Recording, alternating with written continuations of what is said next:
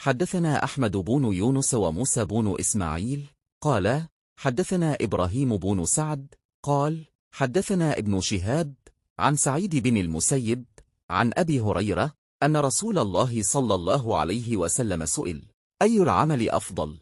فقال: إيمان بالله ورسوله. قيل: ثم ماذا؟ قال: الجهاد في سبيل الله. قيل: ثم ماذا؟ قال: حج मबरूर। हमसे अहमद बिन यूनस और मूसा बिन इस्माइल दोनों ने बयान किया, उन्होंने कहा हमसे इब्राहीम बन सईद ने बयान किया, उन्होंने कहा हमसे इब्न शहाब ने बयान किया, वो सईद बिन अल-मुसीब रज़ से रवायत करते हैं, वो अबू हुरैरा रज़ से कि रसूल अल्लाह से दरियाफ्त किया गया कि कौन सा अमल सबसे अफजल है। आपने फरमाया अल्लाह और उसके रसूल पर ईमान लाना कहा गया, इसके बाद कौन सा?